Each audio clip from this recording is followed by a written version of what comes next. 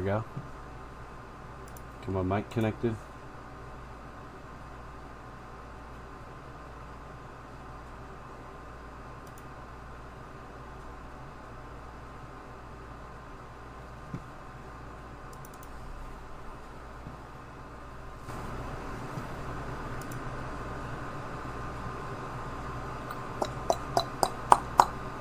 There we go. Get my mic connected. Whoa, whoa, whoa, whoa, whoa. Crazy background noise. Shit. Alright, well. As long as that's connected.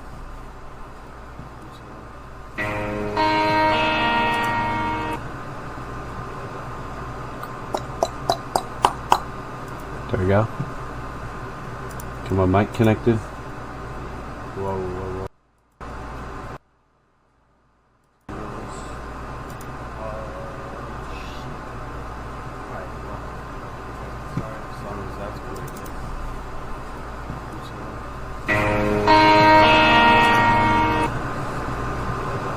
Okay.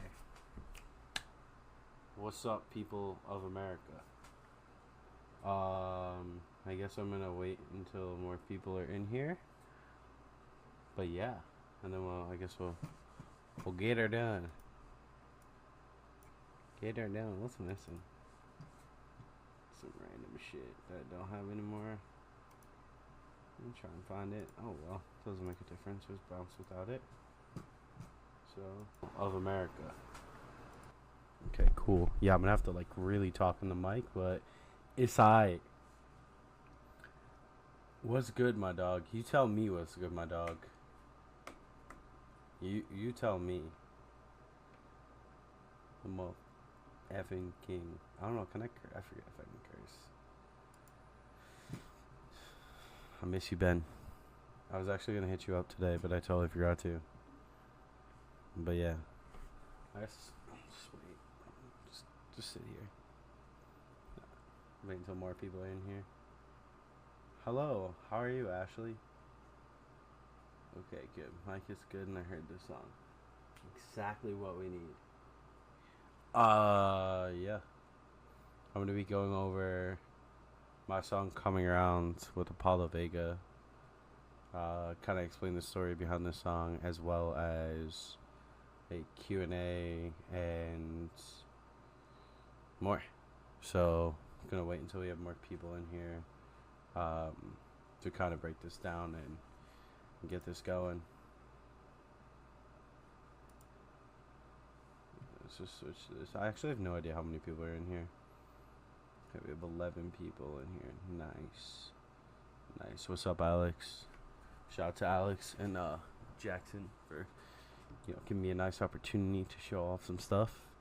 Yeah, I'm gonna wait until we get a few more people in here, and then I guess I'll start breaking the song down.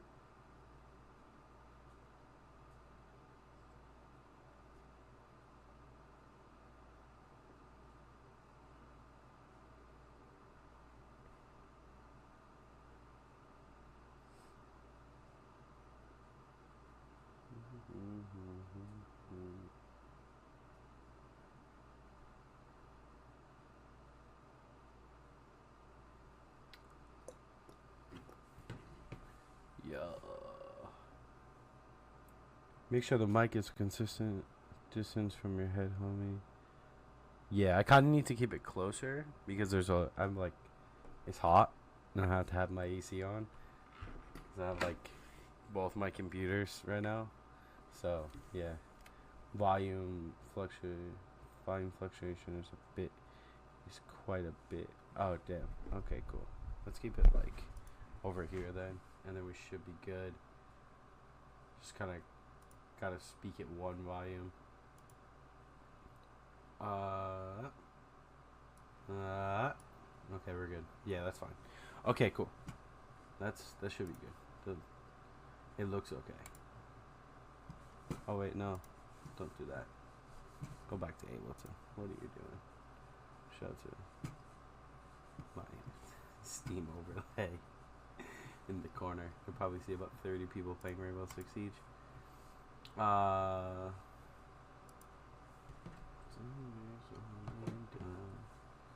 Alright, cool. I'm just gonna play this song kind of from the beginning to the end, and then we'll go from there.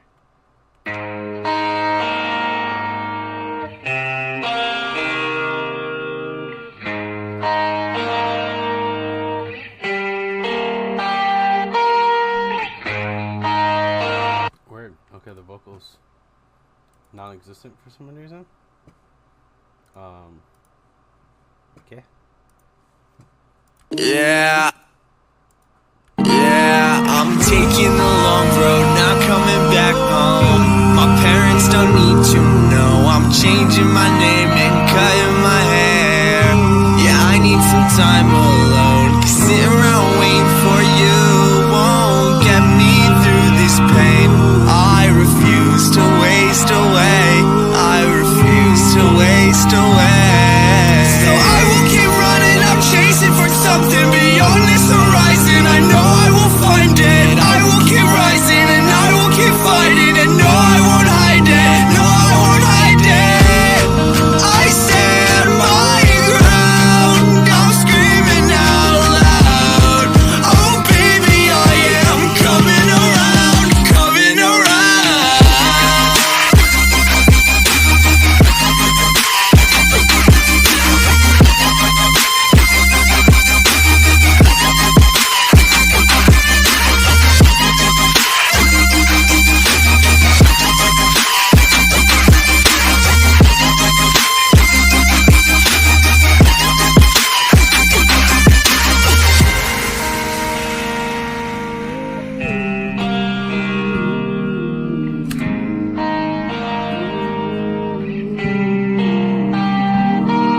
The scars on you are like the scars on me.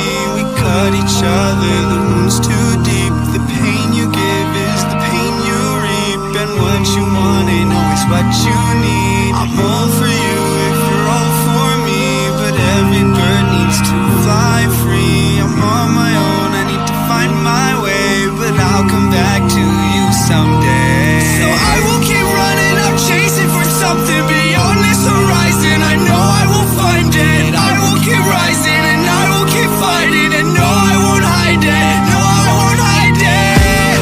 I stand my ground, I'm screaming out loud.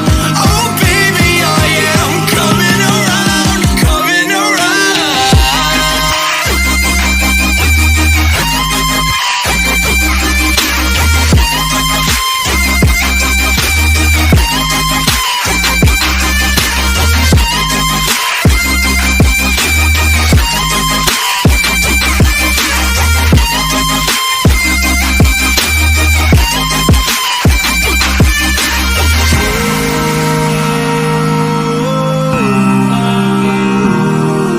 Alright, so for the most part, that is the entirety of the song. There is a pretty extensive outro, as you can see, which is kind of just like the original version of this song that I wanted to create was not supposed to be an electronic song. If you know about me and Apollo, we normally do more of this like emo-esque rap stuff, some other just more hype stuff, but the original idea that I had was based off of a completely different song. It was a hip-hop beat and I decided to completely take it into a different world here. So to break down the bare bones of this song, I have these guitars here which sound like this.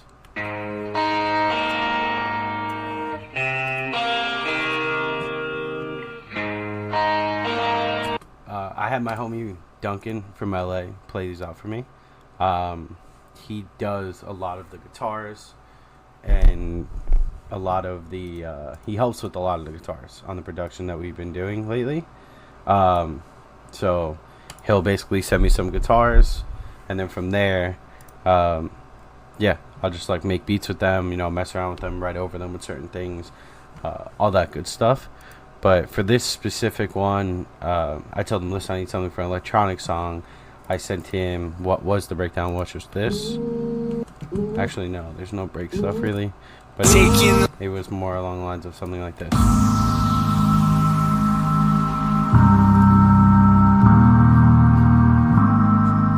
And also you see how it says like MIDI piano. Also originally from what this was this is not even on. I don't even know why it's there, or not even being used as well as a piano. This was a remix for somebody else. I didn't make the deadline, so I decided to just sit on it for a long time, and after that I turned it into an original. So for the most part, everything kind of just sounded like this.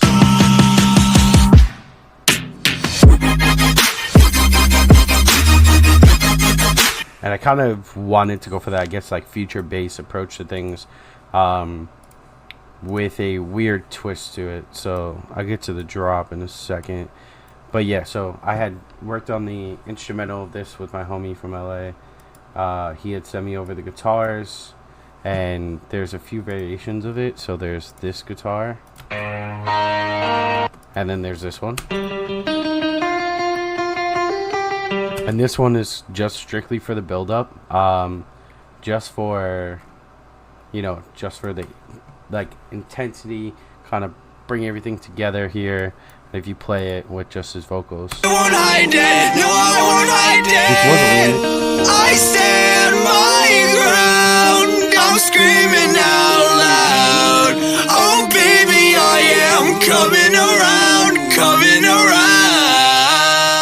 So yeah, so this song was mostly instrumental, and yeah, we kind of brought a whole new vibe to it with this.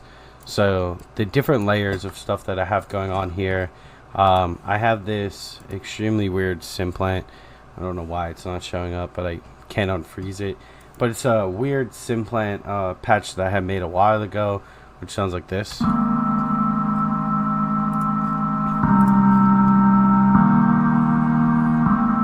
And then some omnisphere stuff going on here, which I'm pretty sure is like an organ sound. Yeah. Let's see. It's like an organ piano mix that has a filter on it, because I just kind of wanted it to support for these. Nice, really warm feeling to it, you know what I'm saying? And then there's these high strings.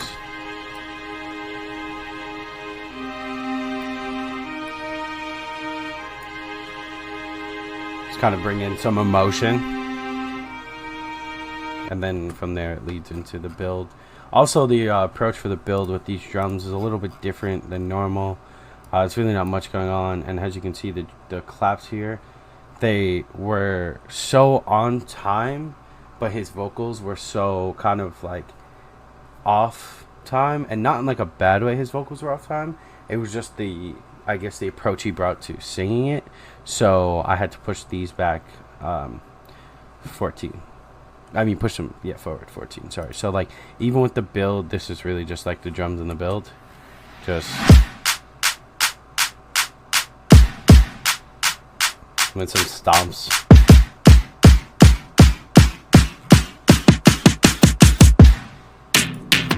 And then, yeah, just a little fill that hits right before the build too, which is right here.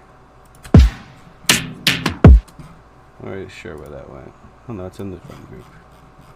Yeah, just a little fill I made with this crane tom that I had found, and then the little snare guy going on there.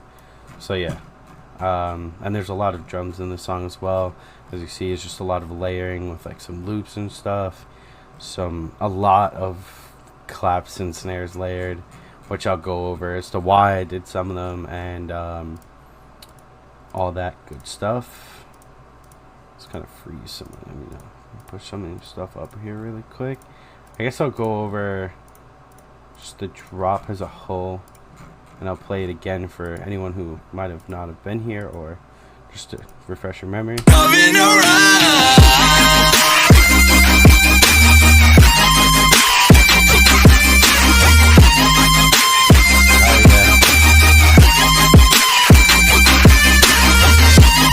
So yeah, so the original idea of the drop actually didn't have these drop guitars on them at all. It was just this going on, which was also much louder. But to break down all of these insane layers, and I also made this original idea a while ago, and I don't know why. I could have changed it, but I decided to stick with it. I felt like it felt cool.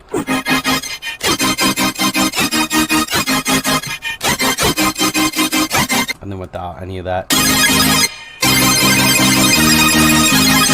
just it's a fuckery of noises that come together as one once I put everything together. So yeah, so I have these are super stereo because the guitars are almost mono. So if you listen to the song on headphones, you'll notice they are extremely just in left and right. So I use this Haas effect, shout out Umru, an auto pan and auto filter. So the auto filter is this. It's just doing just little stuff, just bringing out of a filter so that first kick hits a little bit harder, which is a really cool trick for anyone who wants to do some melodic-y future bass stuff like that. Another auto pen. I wasn't really sure why I used two, but I guess because I wanted a tighter sidechain. And EQ, just cutting off all the low end and stuff. The frequency shifter is a really cool trick. So what this is doing here, essentially if I kept this at 500, it would sound like this, which sounds horrible. And like, you're like, why would you want to do that? You wouldn't. So what I did here was I automated this frequency shifter. I automated the spread of it, so it kind of is almost like a pitch bend.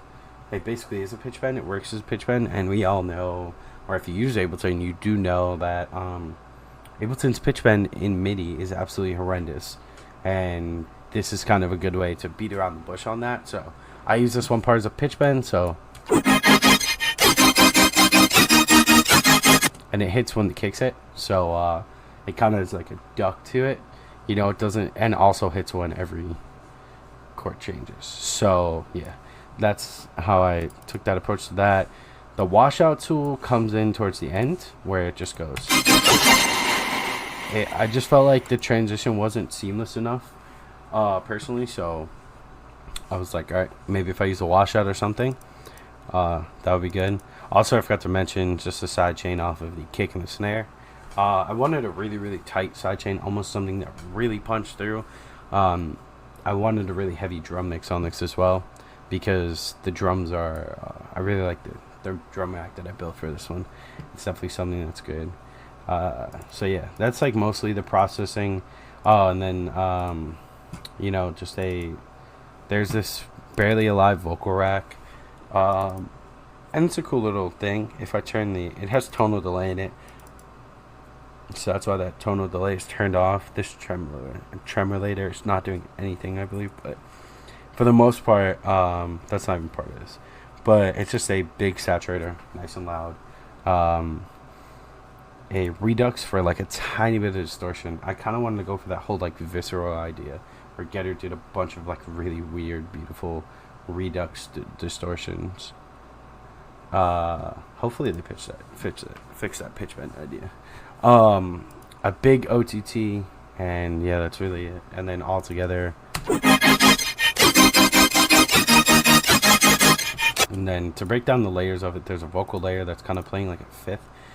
This is Apollo's vocal, which is just him doing the where is it? I'm pretty sure I could just do this. Also a cool Ableton trick, if you have something that's frozen and you want the audio from it, but you don't want to lose what you did here, or you might want to go make some changes, you can actually just copy it and then paste it onto a separate track, and you have the audio that would have been there. So here I just made the cuts for whenever there was little pieces that I didn't want in. So, but for the most part, this is what this is. It's just him just harmonizing. Oh wait, no, it's going through everything else. Okay, now it's gonna go through that. Oof, I just pitched up an octave.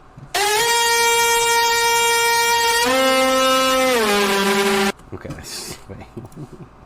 I'll actually show you the real sample of it, even though I want to go through the vocals like last-ish. But this is what it sounds like without anything. Ooh, ooh, ooh. So yeah, so that's that layer that comes on. It's also pitched up an octave. Originally that was the lead line idea. It wasn't the distorted guitars. That was the lead line idea, and I had sent it to Duncan. He's like, dude, let me just do a guitar melody. That would rip. I was like, if you can do it, do it. But I also did a lot of work on these guitars too, which I'll go over after. Another layer of just massive. That's just kind of just like a bass layer, you know? Just goes along, it's a bass line, and it's just a very mid-range layer. And then one of the main layers.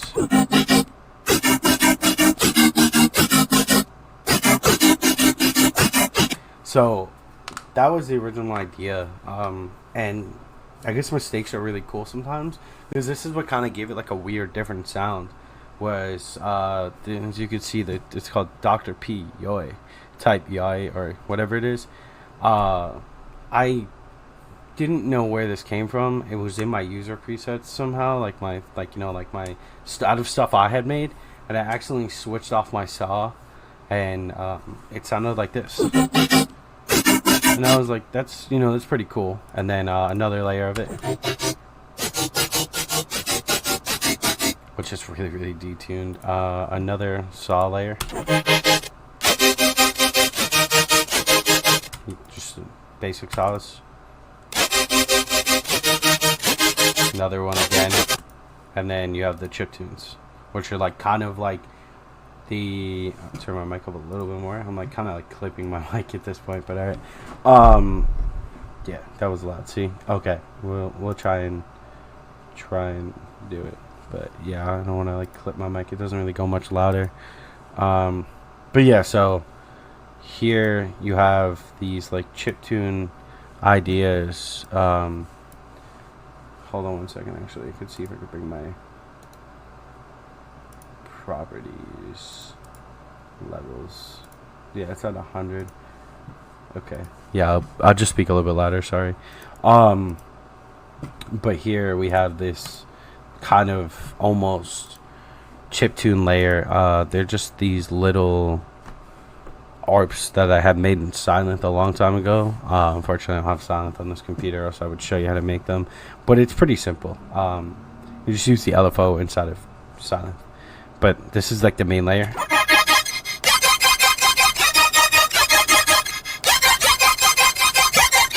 And then another serum. So I like to so if anyone's ever done a session with me, or if you ever do sessions with me and ever go over future based stuff, the most important thing is kind of the way you break down each layer and how you approach them is really important. So here, this is just a simple layer. I would never like want this as the forefront of the mix sound, but you would want it there, you know, you would want it to be in the background, you would want it to be there so people can hear it. Nothing crazy, you know. And then here,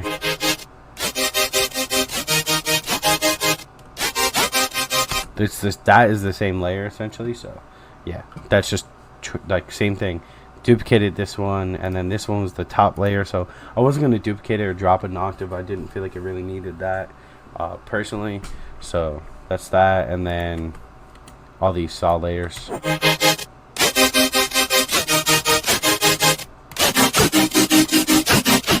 And then when you play everything in context.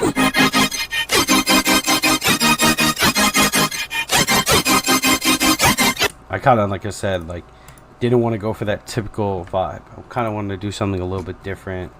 Also with the drum bounce too. The drums are really in your face, and they're pretty loud too. So yeah, I want to go for that with that idea.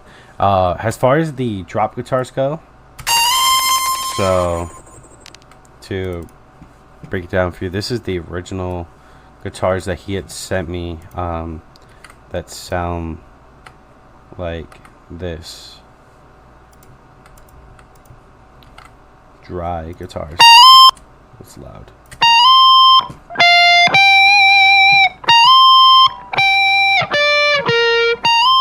And I knew I kind of had to get creative with these.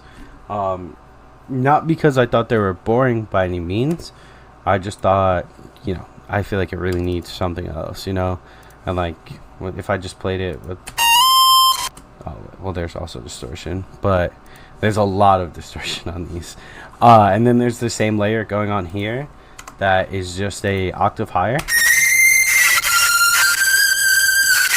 And this is kind of like a scream layer, just big in your face, really, really wet layer versus like a drier, distorted layer. They're kind of both like pretty wet, but for the most part, And then on both of them, it's about the same processing. It's just an Ableton amp with the lead preset. I really didn't tweak much. I turned the gain down a little bit, put it on dual, so it was kind of like stereoized a little bit because it was a little too mono. In the OTT with the output straight to 10 just to make it super loud because these were super quiet at that point before I did the group processing at least. EQ just rolling off all the low end. It didn't need to exist, so there's no point in having it. An Echo Boy, which I'm curious, it's just on this Echo Box preset, which kind of gives it that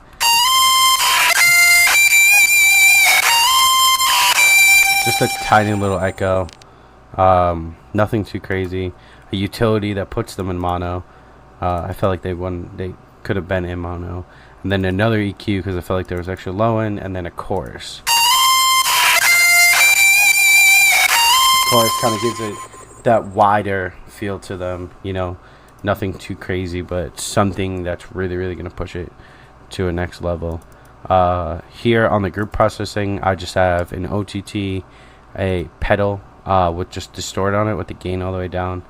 Not really much going on here. It's just like a little preset from the pedal and Ableton that give it a really, really nice sound that I felt like just some sidechain, the same exact sidechain I was actually using on the drop. Putting in a mono again, I'm not really sure why I did it twice, but whatever works. That same Barely Alive saturator, Redux, and OTT, and then another amp, and then the tremolator to kind of give it some bounce, and another EQ that's cutting out most of those highs. I do know that these do have a lot of highs, but I kind of wanted to go for that feel, like as far as that goes. And all together, here.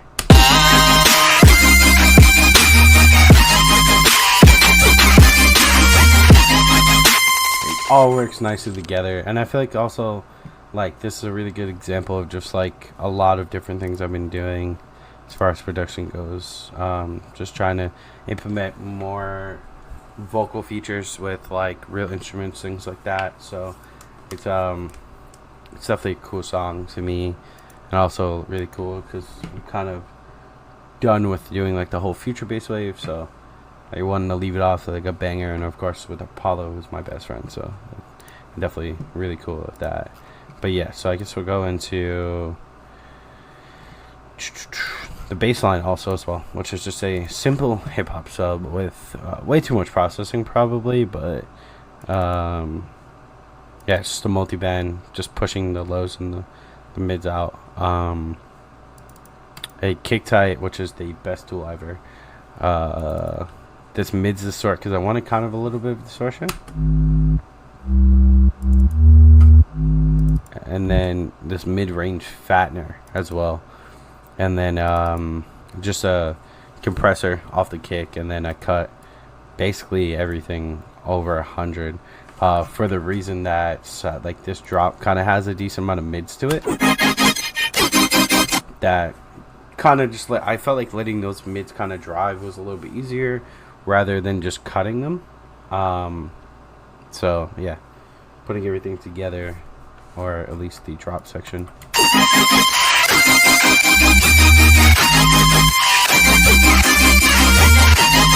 Yeah, all together, that's what it sounds like. As far as this goes, the drum group, which sounds like this.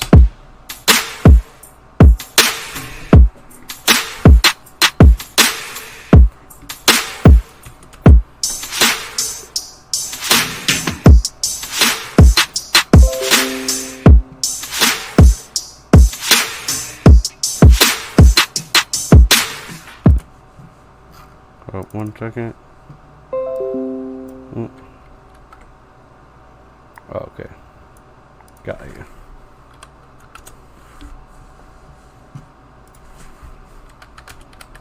Okay, cool. So yeah. So here, kind of bring you into the world of the drum section.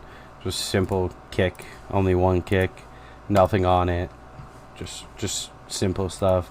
On the drum group though, I have this little full parallel drum from the glue compressor inside of Ableton, plus another compressor that's kind of doing like a whole parallel compression idea. And also, as you can see, I separated the kick that was in my build and my drop for a really good reason, and it's because I wanted them to both just have a different feel. That was really it, just to kind of not be the same. So yeah. What else? And then you have like this little thing is like I like using these like little loops just to get some random background noises in there. This one it's not really, you could barely probably even hear it. What's this? This is a shaker. It's actually panned all the way to the left. Bring back that same fill, which is also really thin. I kind of wanted to go for that feel, just like a distorted thin fill. Literally Kale rim that I just used as a groove, and this is also panned all the way to the right. Then you have this little tambo, again panned all the way to the right. I'm not really sure where that was panned. Then you have these hi-hats, which are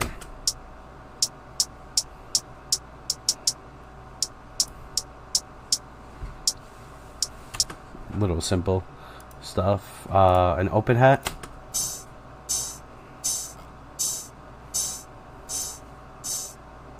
which is all also sidechain. Yeah, I also didn't master inside this project, by the way. I did throw my master on it though, just to kind of give that loudness, but I didn't master inside this project. Then here you have a typical Kale snare, and then a classic chop snare, which you hear in the fills here, and then a clap with a little bit of just like reverb. Kind of wanted, that's like a release type thing. A Black Sheep cymatic snare, which is pretty old. If you have that pack, that's wild. These little reverses on the second half, kind of just bringing a little bit of different groove, like a suction idea. A big clap, which I actually don't even have the sample anymore, but it's frozen, so that's good. What else? A snare, which is also tuned to the key of the song, so it sounds pretty tonal and nice. And then another kind of like W snare with a release on it. And then this like random little Kale loop that I was like, okay, cool, that sounds nice. And then oh yeah, at the end it's, so when the washout hits, it just kind of has a nice little down to it. So yeah, that's really it as far as that goes on the drop with the drums and everything like that. The second break is kind of just a little bit longer. Nothing crazy here. The scars on you are like the scars on me. We cut each other, the wounds too deep. The pain you give is the pain you reap, and what you want ain't always what you need. I'm all for you if you're all for me, but every bird needs to fly free. I'm on my own, I need to find my way, but I'll come back to you someday. So I will keep running, I'm chasing for something beyond. Now I understand that Jackson means by your layers to find your sound. Yeah, exactly. I mean, we can all sit here and kind of just have the same stuff going on, and you know, we could all be given the same samples and make a different song, and the number one important thing about making a different song would actually even be our mix sounds, the way we would mix our stuff mostly, and how we would use it, of course. But the thing is that we could be given 10 snares and be like, use every single one, but the definite layer would only be to your taste. You know what I'm saying? So that really just depends on that. Snares on snares, hell yeah. A lot of snares. I like to layer stuff a lot, as you can see. The next project I'm going to go through is a little bit more minimal. It's actually something that's we whipped together in kind of like a day or two and really loved. But yeah, so the second drop. So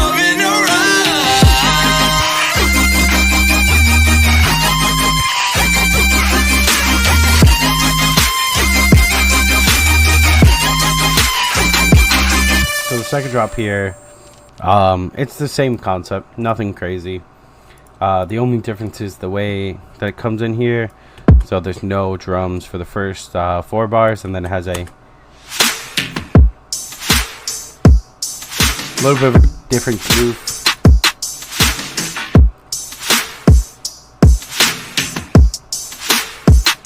So here what I kind of did was I just half-timed it, more of a halftime groove. And as you can see, even what I spoke about before, just giving your kicks a different feel. Here, these kicks are, these ones are at the same volume, and then kind of like, you know, because I don't do stuff in MIDI, really. Sometimes like hi-hats, if I really, really want to go. Or what advice do you have for beginners? Let's do questions at the end. But as of right now, we're kind of just going to, you know, go with this. It's amazing. I can watch you see. So sound really weird, and they shouldn't work, and they put them together and just work. Well, that's the thing too. You know, there's a lot of things that don't work in context sometimes, and I don't think that you should ever really worry about if it works in context. I think you should worry about like just how it. I mean, no, I'm sorry. It should. Hope his fate doesn't kill him on camera. Okay. The thing is that.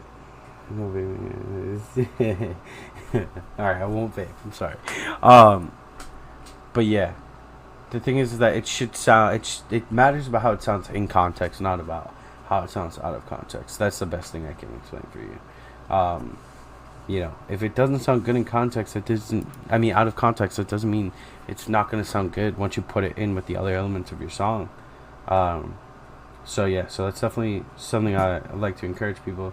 Is like, don't worry about how it sounds out of context. Worry about how it sounds with everything, because that's the most important thing. You know, like even here, like I was like, oh okay, I need to go for that like halftime feel. But when the kicks were just as loud as each other, the snares and the kick would hit at the same time and they would clip. So yeah, so that's one thing I had to fight with them this time, you know. But yeah, also forget to kind of go over it, but I guess a really important part of all songs are effects. You know, there's a lot of effects going on here. Nothing too crazy. I kept some of the effects from the original stuff, just because why not? Just simple stuff, you know. And I also didn't want that big, amazing build riser stuff, you know. I kind of want something more subtle. And then there's little effects throughout the drop, crashes, things like that, impacts, then out of the drop. Yeah. So for the most part, you know, all the little effects that are in and out of everything like that.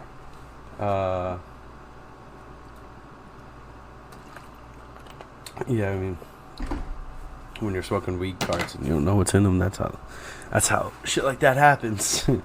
But yeah, regardless, to a more serious and more serious topic that really actually matters. So to go into the outro,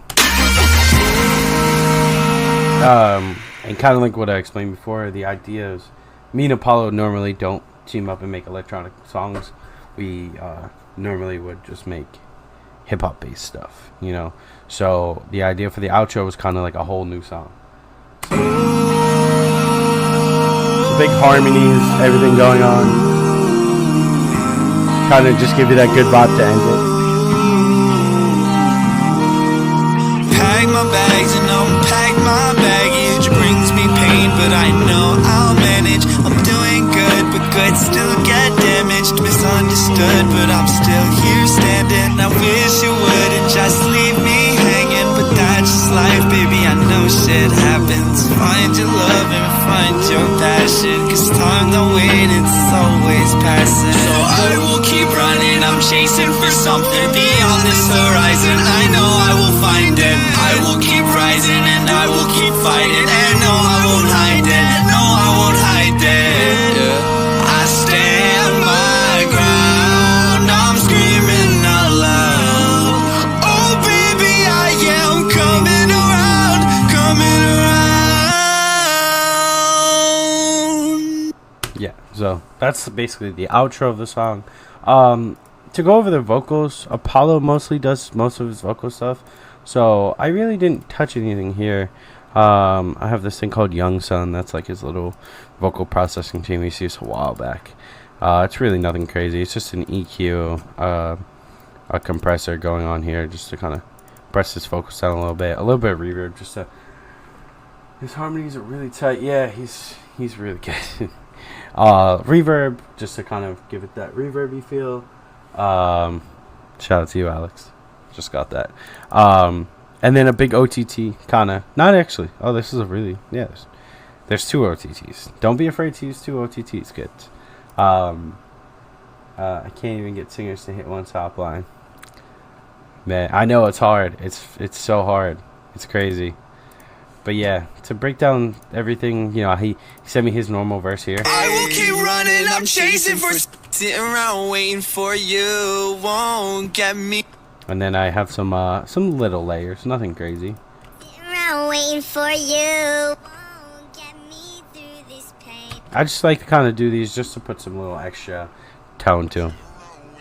And then Sitting around waiting for you, won't get me through. Yeah, so that's that. These bad boys. And then on the build part too, I bring these in, which are a higher version.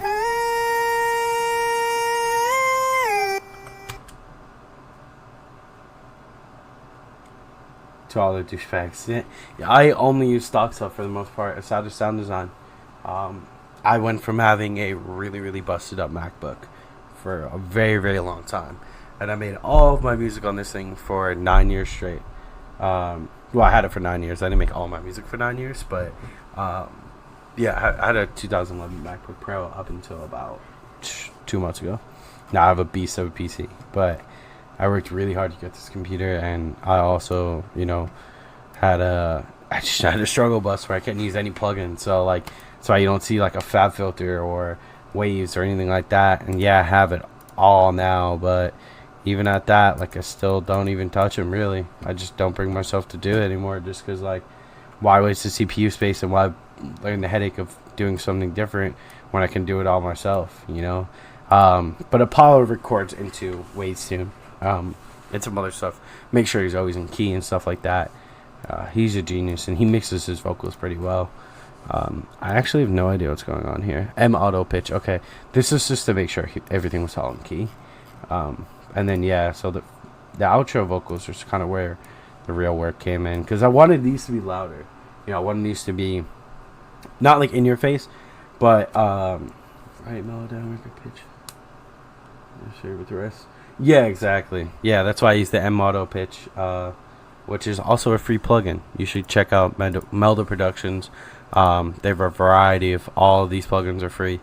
Equalizer, Auto Pan, Auto Pitch, Stereo, Bandpass, BitFun, which is cool, a compressor, flanger, freeform phase, frequency shifter, so much stuff. This is all free.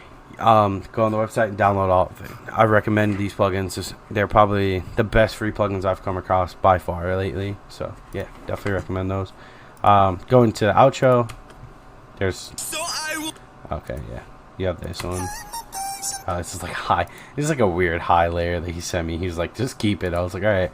But yeah. Pack my bags and unpack my baggage. Brings me pain, but I know I'll manage. I'm doing good, but good still get damaged. Misunderstood, but I'm still here standing. And it was also hard for him, so like he'd switch up the flow to kind of keep up with these drums. And you'll even hear it here. Always passing, always passing. Okay, no. Oh wait, wrong one. Always passing. So I will keep running. I'm chasing for something beyond this horizon. I know I will find it. I will keep rising and I will keep fighting. And no, I won't hide it. No, I won't hide it. I stand my ground. I'm screaming out loud. Oh baby, I am coming around, coming around. Love that drum beat. Yeah, some just like classic drum beat stuff. It's actually a sample that I found that I couldn't get that like actual vinyl feel to it. I'm not gonna lie. Really wanted that like vinyl-y feel to this, but I couldn't. But yeah, I kind of.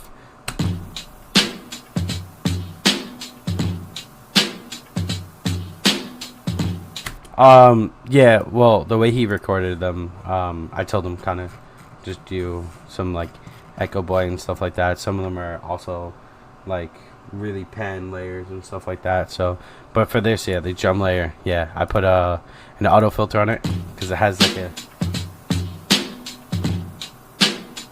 the auto filter kind of gives it that vibe. And I was like, okay, cool. With the overdrive, just pushing the mids out.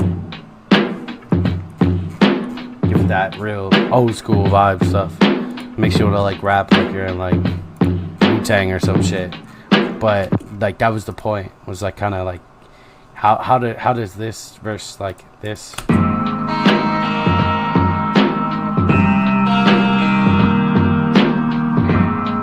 It's almost off beat, but that's the point. Final Distortion, Ableton plugin. Yeah, sometimes. I have that one plugin. Well, I don't know. I just hope vinyl. I use that sometimes if I want to go for Final Distortion, but yeah, for the most part, I just kind of decided to push the mids through it, overdrive. But yeah, they're any vocals. I will keep running. I'm chasing for something beyond this. And these ones are so much louder in the mix. Like I was trying to explain before, we kind of wanted this last part to be more instrumental. Kind of like if we broke down and made it instrumental. You're Kanye level genius. Not wish. One day. I'm not that crazy yet. But yeah, so you know, we kind of wanted this to be more instrumental, like we were making a song that wasn't electronic, and vocals in the forefront of the mix. Pack my bags and unpack my baggage. Brings me pain, but I know I'll manage. I'm doing good, but good still get damaged. Misunderstood, but I'm still here standing. I wish you wouldn't just leave me hanging, but that's just life, baby. I know shit happens. Find your love and find your passion, 'cause time don't wait, it's always passing. So I will keep running. I'm chasing for something beyond this horizon. I know I will find it. So yeah, for the most part, that's it. If you want to go stream it, it's out now. Yeah. So yeah, I learned a lot with this song though. I hope, you know, everything I went through here kind of taught you guys anything as well.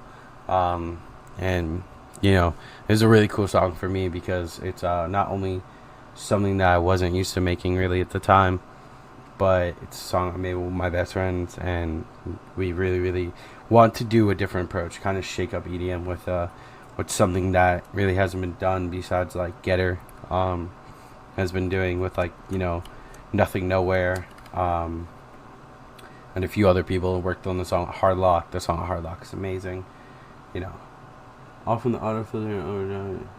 Yeah, and that's the thing too, is like kind of what Alex just said, all from an auto filter and overdrive. Impressive. The thing is that what the tools that you have in your DAW are absolutely amazing.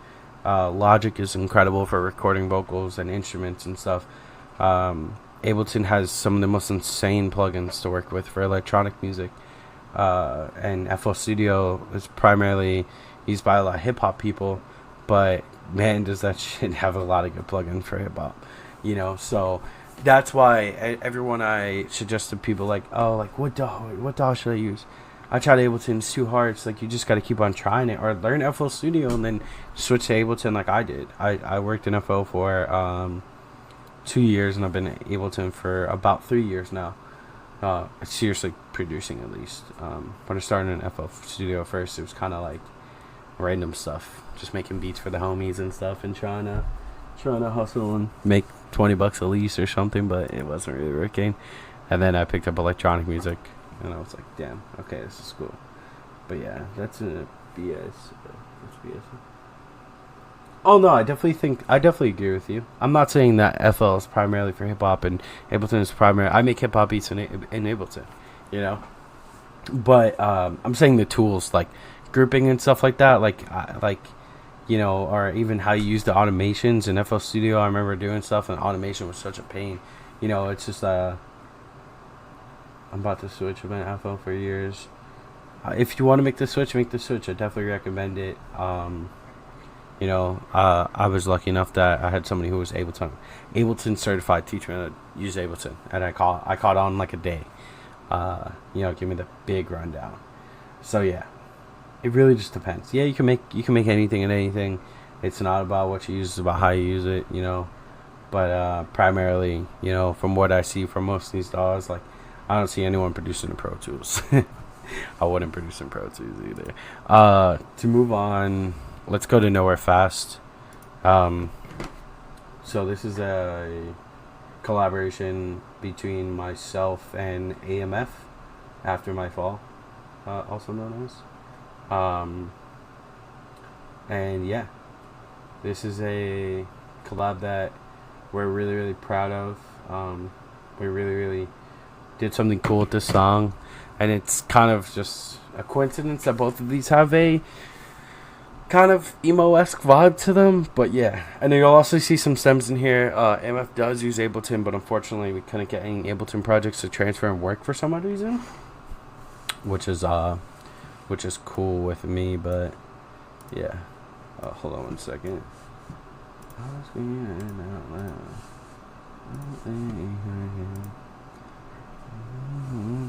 Oh, what the hell's going on here? Okay, wait, I'm trying to fix my screen stuff going on. I have a lot of stuff open. Okay, I caught the second half at least.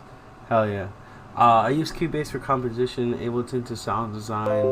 Don't wanna get out of here. Someday there are people who die by the same with Pro Tools. Dude, Pro Tools, yo, listen, I've been in studios and I've tried Pro Tools a few times. It's crazy, my dude. It really is. It's a whole new level of, you know, just that DAW is so hard, man. That's not made for producing music. It's made for mixing. Onto the dude who's talking about how I use Cubase for composition, Ableton sound design. Cubase is a good DAW.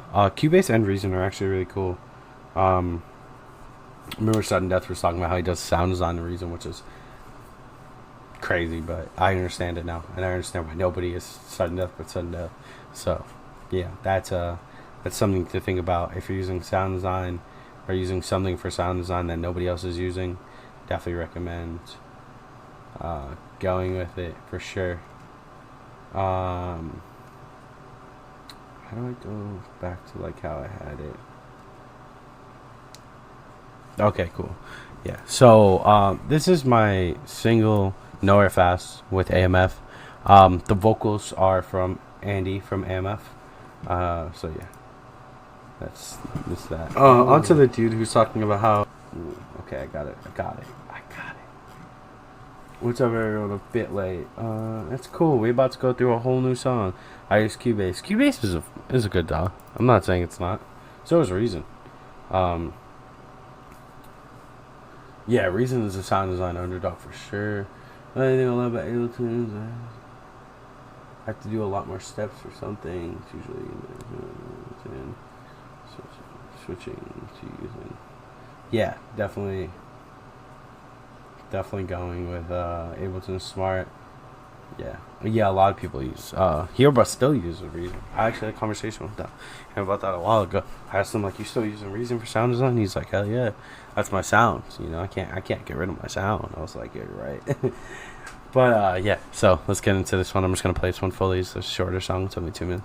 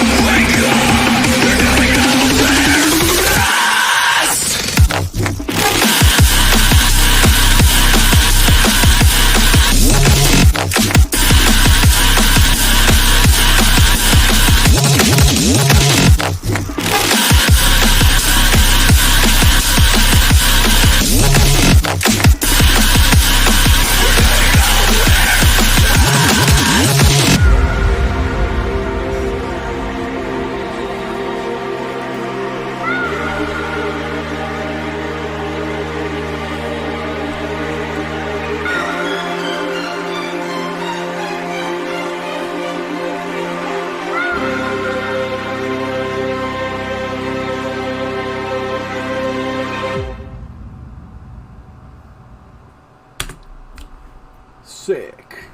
Okay, cool. So I guess the approach for this song was started from a few things. Andy from AMF, who is one of my best friends as well. Me and him have made a bunch of music together over the years. We're actually working on a really, really big project right now that I can't speak about, but it's really sick.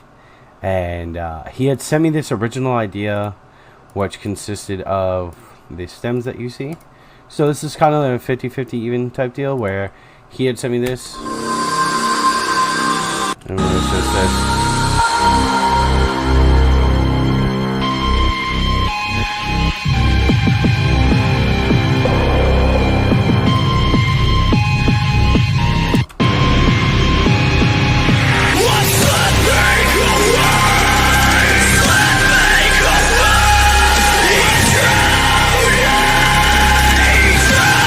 And if you're not familiar with AMF, AMF is a, you know, like he mostly, or they mostly, are focused on more metalcore type music mixed with electronic elements. In this case, him sending me something that was 170 BPM to try and do something in the trap realm was kind of out there for me. It didn't really feel right. I had a bunch of ideas and I kind of couldn't really strike any up until about maybe a day or so after. And yeah, that sounds like a day or so. What? Most of my ideas, if they really don't strike me in a day or two, it's kind of really hard for me to stay interested sometimes. So yeah, usually I can finish a song if somebody sends me something. I can usually finish in about an hour or two. But yeah, so to break down different layers of this, there's a respace layer, which is just, it's also side chaining off the drums that he has.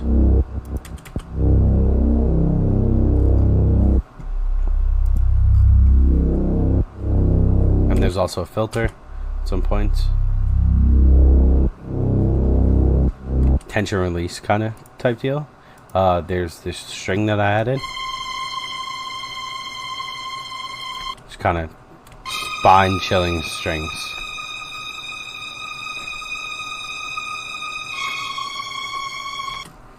Kind of an idea I want to go for there. There's some pianos, which are completely distorted, kind of to be almost like guitars. So, and then there's these melodies here. Oh wait, no, sorry, that's the, yeah, that's off, so that's not the melodies. There's a big old brass.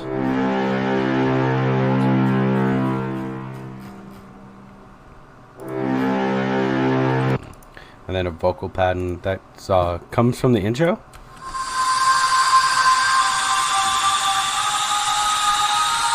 And then also comes back in the build.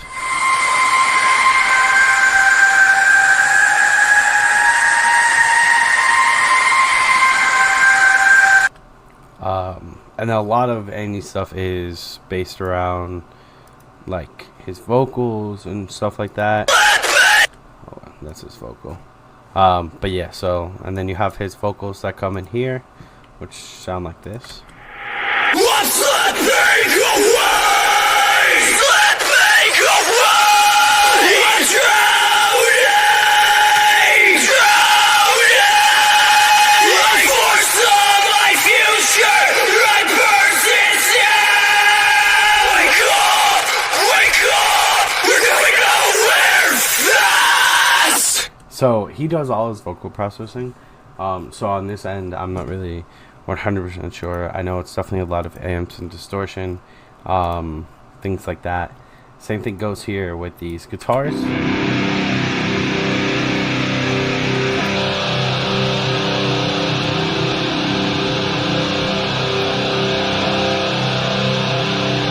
Which he played out kind of just some real gutter, just distorted, just one kind of.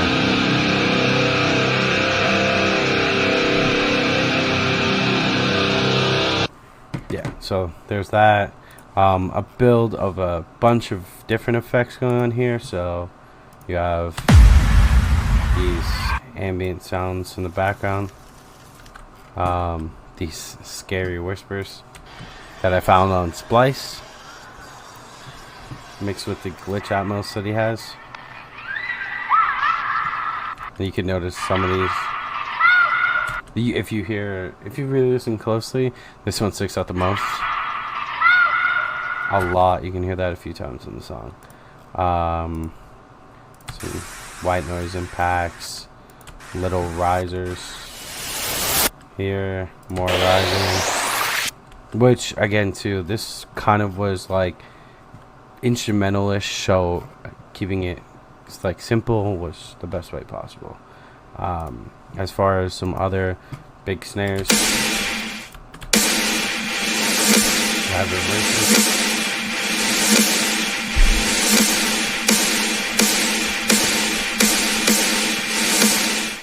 And then what else do we have here? We have some crashes that go on here. These big snares that hit in the break, which just sound like this. What else do we have? Some little pitched hats that he added, which are kind of just some little. Last time your hand is clutch. Yeah, for sure. Little effects, some reverb kicks that kind of just are hitting randomly, you know, and then they come into a weird little effect that he made them. He has a really cool way of doing stuff. I love it. Then these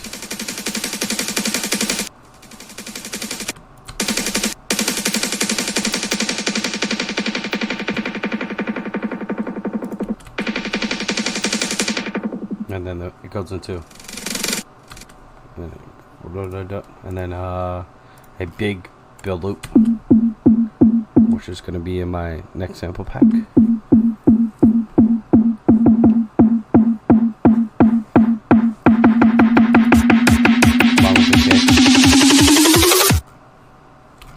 Yeah, so I guess to kind of break down the parts of the song here, I got you, Alex. Break down the different parts of the song that are going on here. I guess we went through the whole kind of breakdown section on this point. So originally I didn't have the drop down for this at all. I just started with this, which was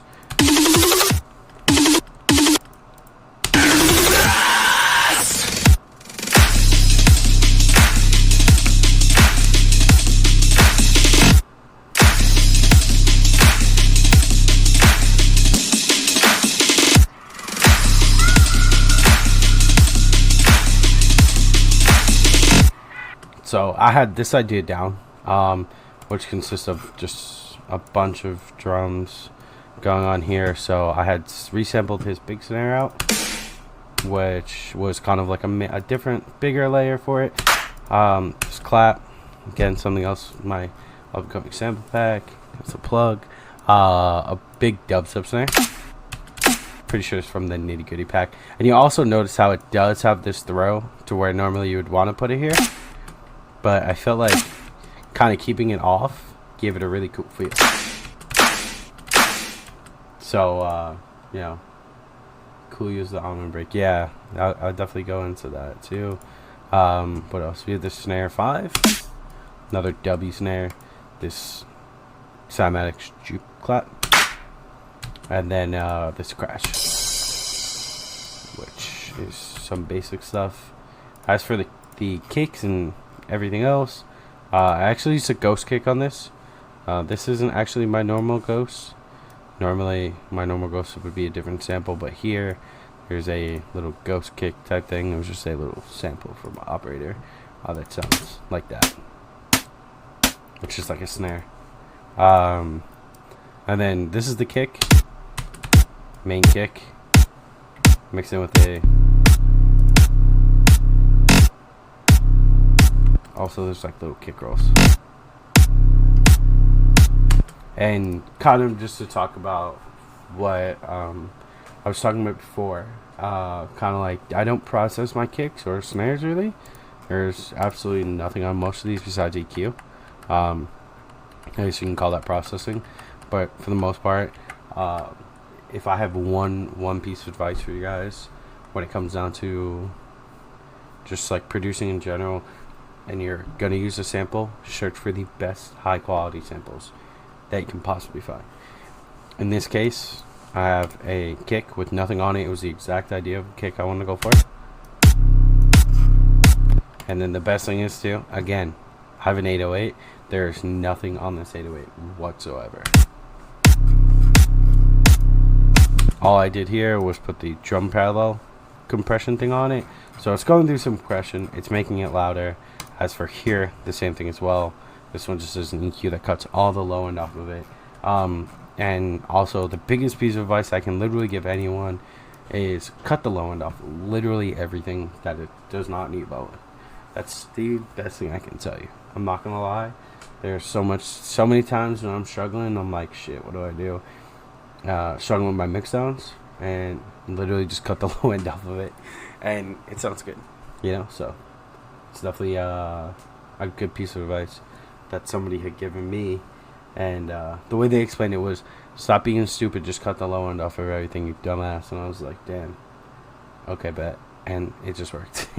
So to go into the drop section, I had originally started with this bass,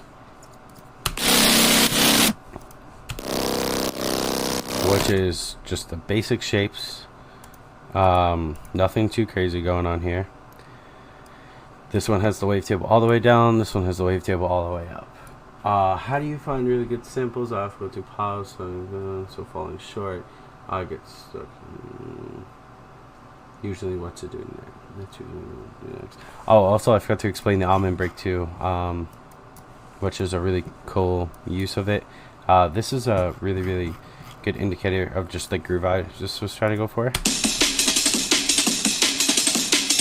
then there's the fill. And also, as you can tell, there's no EQ on this one. For the reason that I get notified for 10 minutes it was live. How do you find really good samples? Splice, reliable sample packs. You know what I'm saying? Don't try to find these like random third-party sample packs. Crane, E. coli, Medicine all have really good samples. Shit, if you could download the sample pack I did for Cymatics like 3 years ago, that has good samples. You know, just like it's all about having a good ear for good samples. You know, my favorite sample pack is this right here. It's made by Big White Beats, which if you don't know who Big White Beats is, I wouldn't be surprised. He's just a hip hop producer. And yeah, this is it. It's just a bare bones ass sample pack, dude. And in my head, in my perspective, this is good samples. This is good samples that I find, you know, fire kick, you know, because they're not crazy. They're not put through a million things. I hate to say it, but a lot of these sample packs are recycled. So they're all recycled, put through this, that, third, blah, blah, blah, blah, blah, all changed, all this, all that. So yeah, the Big White Beat sample packs, they're the best. I would definitely recommend that. EWB samples. You can find them anywhere on the internet, probably. But yeah, as for what we were going over, simple patch right here. Nothing too crazy. Just a basic shapes. Wavetable all the way down on this one. Wavetable all the way up on this one. Both drop down to -3, as well as a sub. Oh wait, wrong thing. And I had this originally. I was like, okay, cool. I have that idea of the sound that I want. Some hyperdimension without the little stuff that's what it sounded like. It was some weird alien look-based stuff. Distortion. Compressor is really what put it together. First thing I did was put a compressor on it and just put the gain all the way up because it was such a low sound. But as you can notice, the master is only at 34%. And then the hyperdimension. So that was the original sound that I had. I didn't know what was missing, and I put a sub on it. I was like, okay, cool. Those invited randoms. I think there's going to be a different stage. For it. I was looking for that sound. Okay, cool. So yeah, that's the original idea, and I was just like, okay, this is a good basis. It's a good start of what I want. Let's take this and see where I can go with it. And then I did this to it, and it was all about just whatever saturation, stuff like that. This actually came off of a rack that I found on the internet. And this is the original rack, but with some stuff added. Actually I added a lot of stuff to this. But I have the saturators here. I'm kind of turn these off and just go by one, explaining everything. So yeah, saturation. Here I'm pushing some frequencies out with the bass out there, as well as pushing the saturator all the way up, but the dry wet down, so it kind of works as like a compressor in a way. Same thing again in EQ, and then in amp. I'm pretty sure this is dual. Yeah, this one was on mono. Could be dual. It doesn't even matter. And amp, just with the bass preset. This is the Ableton amp. Pull the gain back a little bit. And I was like, okay, cool. I'm getting towards where I want to be. You know, this is kind of towards the sound. And then comes the fuckery. 1 OTT, 2, 3, and then kind of really compresses it all the way down on the last one. In EQ, again, boosting some highs, cutting some lows. Another EQ. This was from the original rack. Just kept it because it sounded good, I'm not gonna lie. A glue compressor, make it loud. Not too loud, but just a little kind of compression. and amp again, and this is where the real sound.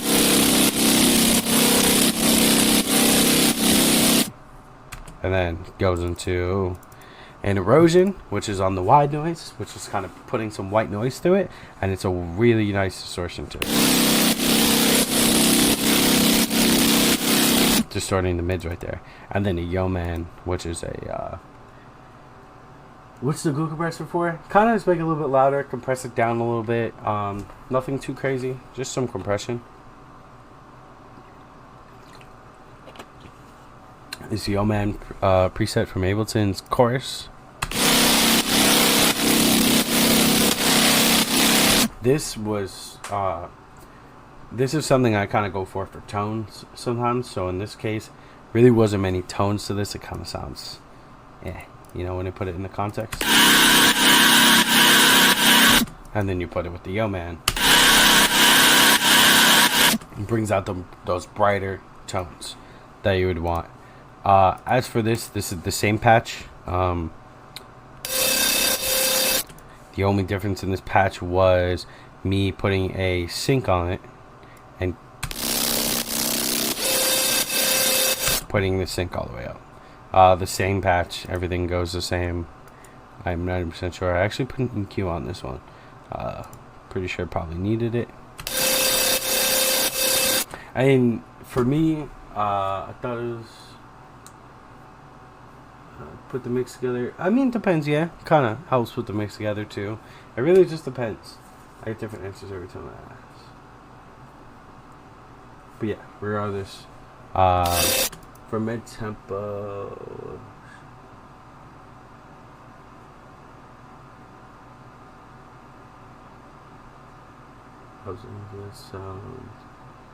yeah, we'll do a feedback session soon too. Make your music stand out, get more views, and way more engagement. Bring your music to life. Get Music Visualizer.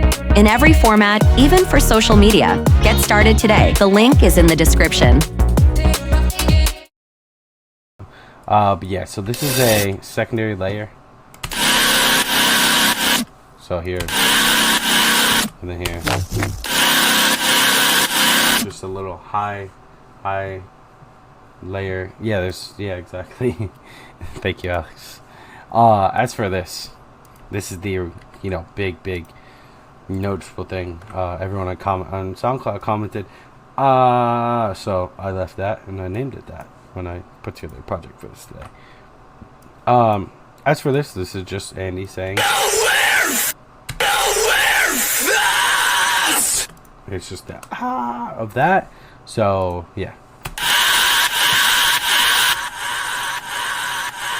As for this is mostly the same processing as the others.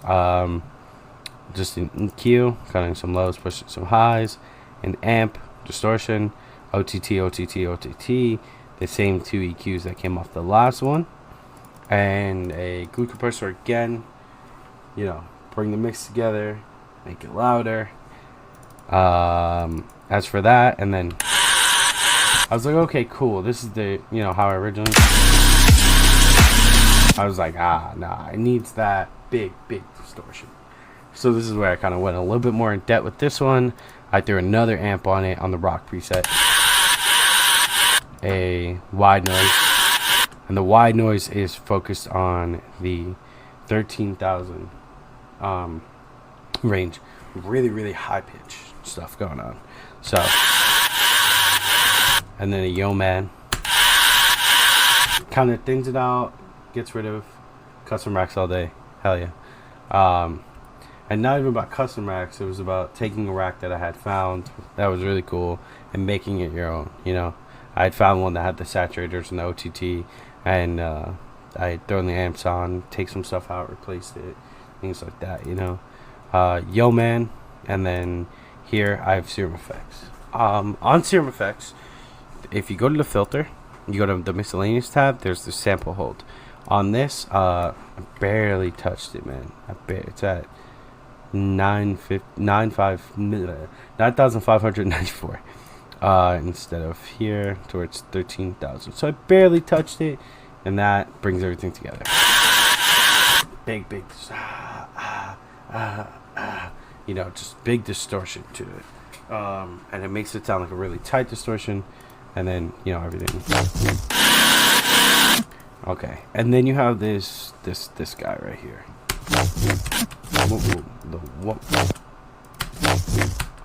This like whoop sample or sound was from an original sample that I had found. It was bounced and reprocessed and things like that, but it was kind of just a little guy. That was that. It was just that. I had sampled out of something. I forgot what it was, but I had stretched it, created 2 different variations of it. So it goes. And then here too, the same thing, just the same processing kind of idea. What I'm gonna go for here. That's what it sounded like originally. First. What, again, same thing. Just the amp, the erosion. This time I went a little bit towards the mids. The yo man, give it that thinner chorusy sound. Sound like a 13 bass, love it. Yeah, kinda, I can see that. But yeah, so, just and then these guys, I found these on Splice. I was really struggling to try and make a perfect neural bass.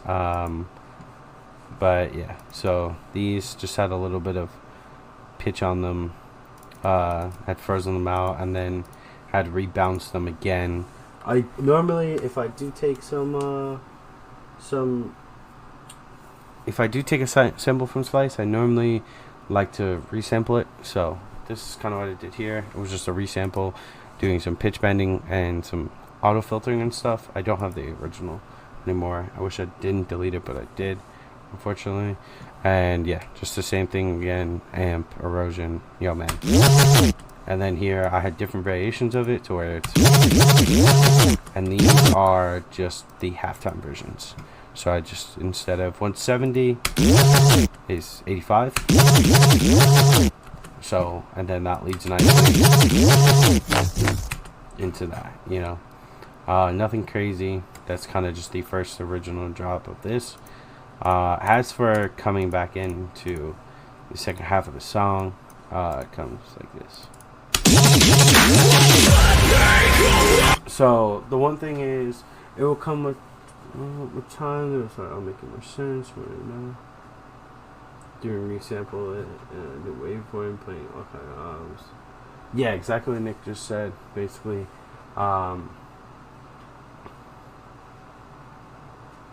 yeah, that too. I have this Mexoscope sample, the thing too. That one's really good.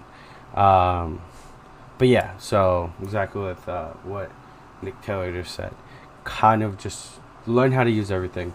The way I learned how to use Serum and everything else was by right now I'm learning Simplant as well. Is this Simplant? No, Faceplant. Sorry, Faceplant. The way I learned how to use that is by reverse engineering. So I would take something, just turn all the knobs, and be like, oh, well, this is this sound, and then that sound, and then start to learn some technical stuff and what it's called, and this, that, and the third. I would never, ever, ever give somebody shit if they had no idea what something was called, but they knew how to do it. Because that's completely fine. You don't need to be the smartest person in the world. You don't need to be the next Alex Toomey and be the best fucking, engineer in the world or anything like that. As long as you know what you're doing, like what it does, and it gives it a certain sound, cool. That's kind of like how I am for the most part. I'm not really too interested in understanding some technical stuff sometimes. I won't lie. Sometimes I am. It really just depends. But yeah, so on this part, I brought his vocals back in about like how they come in just a little bit of a quarter of a measure early, I believe. And yeah, he kind of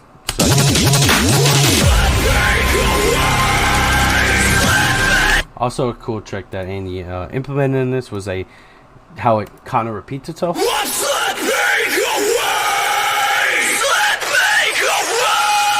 So these, how they repeat themselves is really sick because this one is super thin amped out, distorted, and then this one just is a normal kind of amp.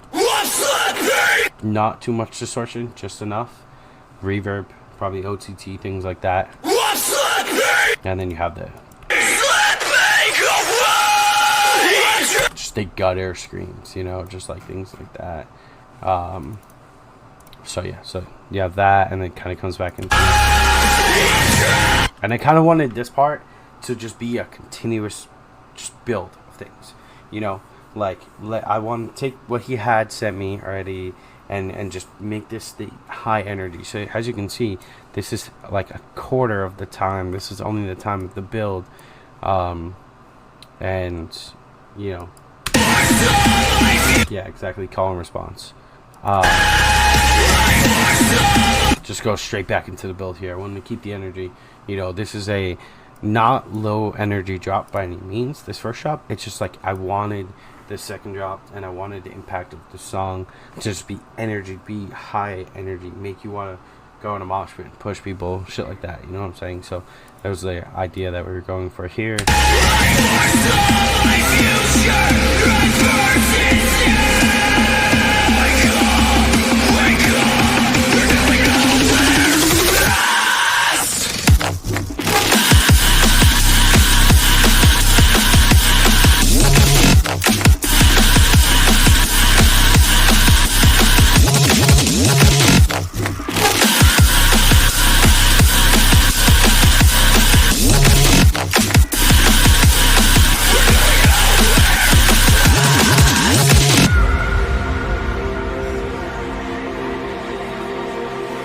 So yeah, so here, the idea of this was, well, I need a new second drop, you know, so I have this. The only difference here is this little FM growl synth cut thing that I have going on. This is like part of a long sustain note that I had found, cut it, and then I threw a fade on it, so it's just, whoa.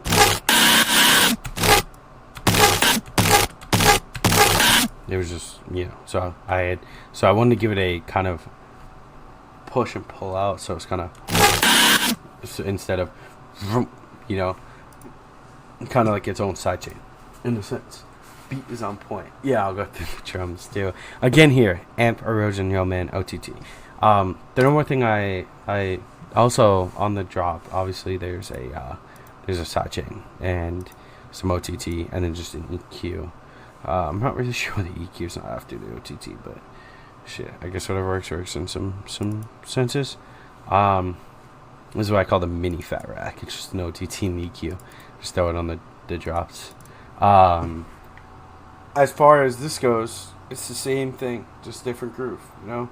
I feel like kind of getting a genre switch in this would be cool too. So I was like, you know what, we have this halftime, you know, emo EDM song that we're working on, you know, hardcore influence shit. Why not try and do something cool? And I went for the idea of drum and bass.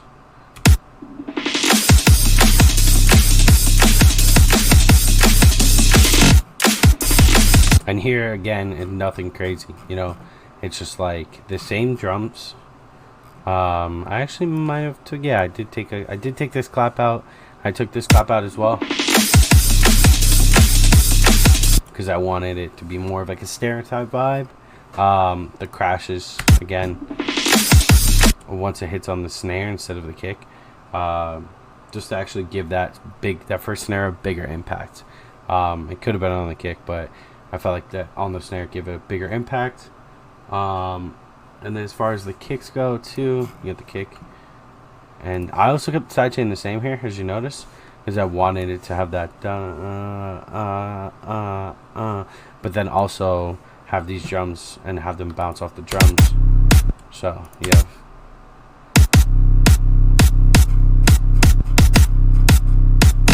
and then also the only difference here, these hi-hats.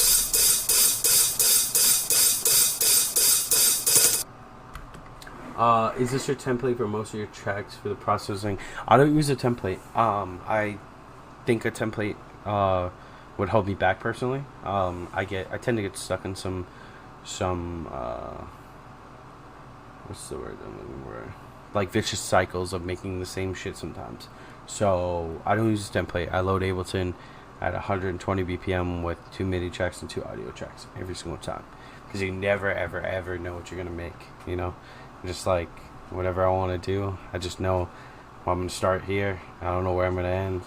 I don't know if what I'm gonna make is even good, but this is how I'm gonna start for the sole reason of that.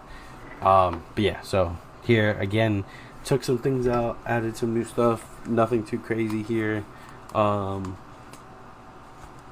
So yeah, there's that. And as far as the drop elements goes, it's the exact same.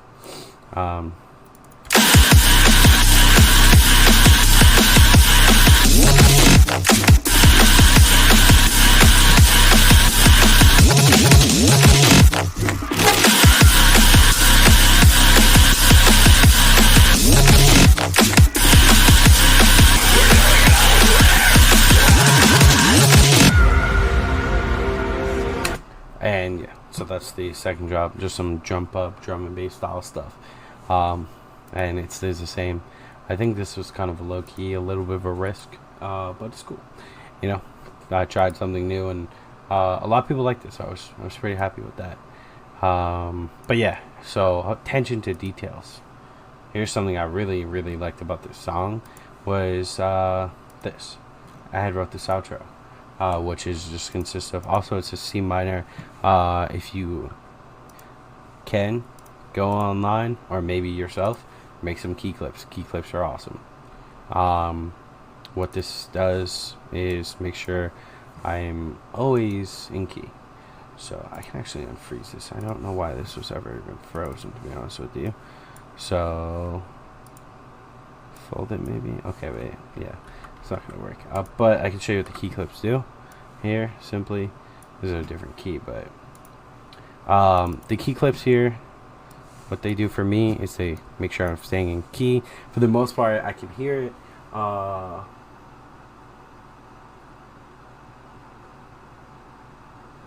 Oh snap, dude. So do you have a checklist that you have memorized per genre? I'm not really sure what you mean by that. So if you can elaborate, that'd be great. But yeah, so key clips are awesome. I got these from a homie. Pretty sure I got them from somewhere. I don't really know where I got them from. But yeah, so these just help me stay in key if I want to, you know, write melody, whatever it is. I know that all this stuff is in key. So yeah, so here, you know, I just always load these up whenever I write. Just a little bit easier. So yeah, so I have these strings, which are strings I use in almost every song.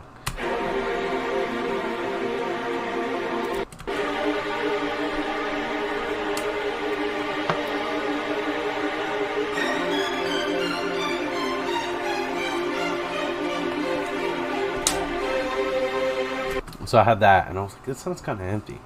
So then I have this brass cymbal that comes in.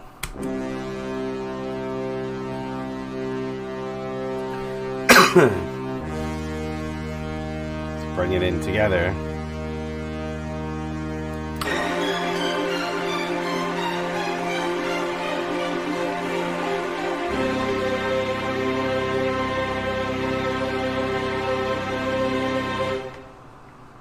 So, you know, I definitely enjoy the outros of songs.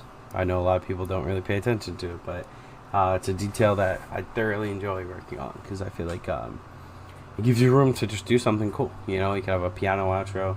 And if you listen to a lot of my stuff, you would notice that a lot of my old songs actually have some of them have some decently extensive outros. And that's actually how me and J Code kind of like a low-key became friends. It was just between our love for each other's sample packs and our extensive outros. He's a king. He's a god at the whole orchestral bass stuff. But yeah, so all right, I have 30 minutes left.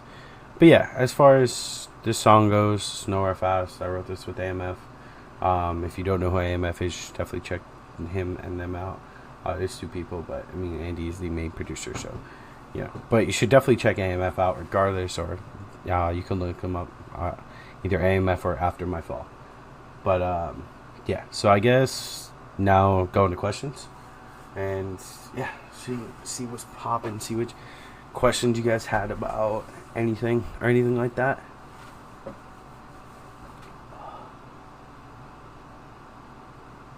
I hate the color responses. Tracks. Interesting. I'm curious as to why you said interesting, Alex. I don't know if you were talking about the template thing. I definitely want to know what you meant by that.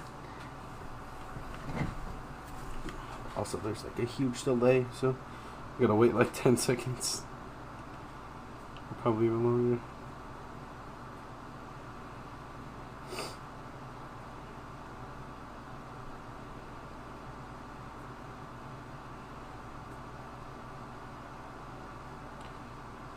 No, you can ask me literally anything. I'll probably answer it.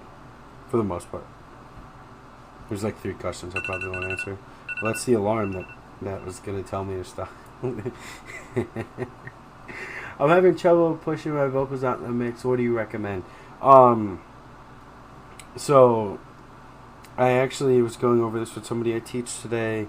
And he has a song with a vocalist. And he was struggling.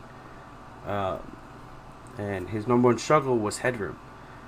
So I would definitely recommend mixing your song down to about -6 to -7 dB without a master or anything on it. Get a clean mix and then put your vocals back in.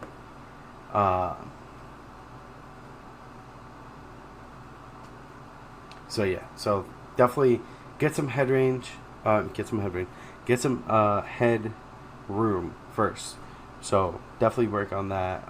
Before I mix coming around, I put it to about -7 dB, put his vocals in, and then I remix all the other aspects around it. Okay, let's get this louder, let's get that louder, everything like that. Okay, we got some questions up. But yeah, that's the best way. Before you're able to jump into it, did you have general genres memorized on how you process them? Dubstep, let's say arrangement, 7/9, so 6 bases, since we're doing mastering. No, I kind of just, I have a lot of songs that are just a bunch of different genres and shit. And I have, so much stuff that, I kind of just try to take every approach differently. I wouldn't say I make dubstep in one way or trap in one way or, I wouldn't produce a hip-hop beat in one way or anyway. I guess it would just be about, how the approach that I'm trying to go for. There's some pretty simplistic dubstep out there that's maybe, the one hit with the sustained note and then the 1/8 chops over it. It's really about the approach of what you're trying to go for rather than genre-based stuff. So I get what you're saying now. But yeah, no, I don't really have a general idea or anything memorized for what I want to do. I would say most of the part, maybe some drum samples and stuff memorized for sure. So, that one dubstep there have slaps, it's in this pack, or so on and so forth. Multiband sidechaining and expanding 3K range. Oh yeah, that was that also helps too. Yeah, I would also recommend sidechaining. Would be really, really big. Biggest tip for the ground up producers. Sorry if that sounded noobish. Not at all. You're good. Biggest tips: cut the low end off everything. And I hate to laugh when I say it, but dude, that literally changed so much for me. And you notice I rolled the low end on everything. It's nuts. But yeah, so cut the low end off everything. Be kind. Stay humble. Don't think you're better than anyone. I guess that goes along with staying humble and being kind. Just overall, work your ass off. If you really want to do something, you really want this shit, you have to go and get it. It's not going to come to you unless you have a substantial amount of money. That's the number one thing I've learned about this industry. Money talks. Money definitely talks. And as shitty as that sounds, and as much as I absolutely will hate it until the day I die, there are people out there who are getting opportunities because they have money. So, like, yeah, I would definitely say, but also invest in yourself, get a good pair of studio headphones, you know what I'm saying? If you have the opportunity to do it, get a computer just for music, or, maybe even, invest in some good studio monitors, like some KRK Rock 5s, which aren't too bad. What else? HS5s, the Yamahas. Invest in yourself. Get yourself a nice sound card, like a Focuser 2i2 or anything. But yeah, for the most part, just like go out and have fun. The most important thing, and the thing I love the most, and the thing that I definitely learned in the beginning was like, the more fun I have, the more fun I'll have with my friends that I do this with. The more friends I'll make, more people you can actually consider friends instead of people that you just network with. Network is non-existent. Networking is fake friendships, in my opinion. I don't ever go out of my way to network. Never have, and I never will. If I want to talk to you, I generally want to be your friend or want to have a business relationship with you. And that's a really important piece of advice that I give to a lot of people. And that's something I'm going to carry for the rest of my career. And, I want people to really, really understand that. Is that, don't use people. And if you do, then whatever. I don't care. But yeah, don't use people. Just be kind. Be kind and work your ass off. Things will come to you eventually. But yeah, also, just like try and go out of your way to do as much as you can for yourself. Build a solid brand, have a visual aspect that nobody can deny, and have a personal aspect about you that people will love you on social media and stuff like that. And I'm not saying go out of your way to be fake on socials or, be the next fucking visual aesthetic in EDM. But just, do whatever you like. Have fun. That's the most important thing. For a while I didn't have fun and I hated it. Now I have a lot of fun and I love it. It's literally so much fun to do this stuff, so it's cool. But yeah, any other questions? We still got some time.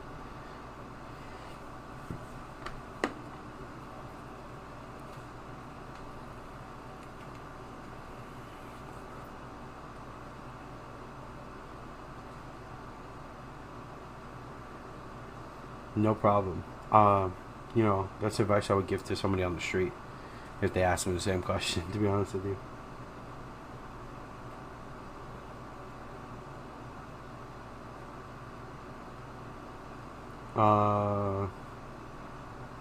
Let's see. What else?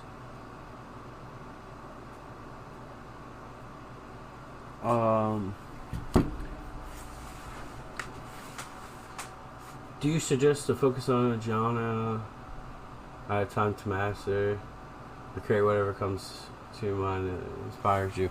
For a while, I was like, trap only. I'm only gonna make trap. I mean, like, I still basically only make trap at this point, but I've taken so many influences and stuff that, you can consider not trap sometimes, or, like future bass or this, that, and the third. So yeah, just do whatever. Just make whatever you want, have fun. And I think also, and I guess I could say it doesn't really matter at this point. Back about 2 years ago, I was doing a lot of ghost producing for other people, and I was making genres that were very outside of my, normal world. I wasn't making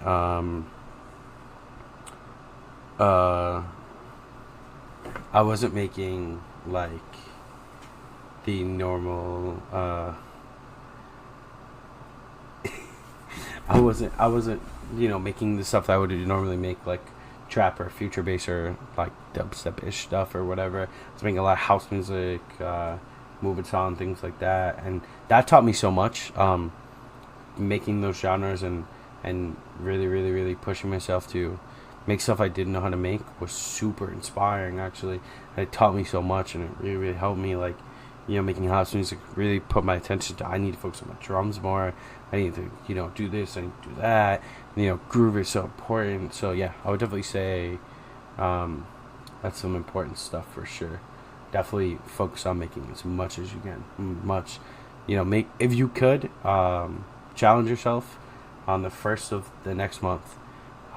Make a beat every day for 30 days and aim to do something different every single day.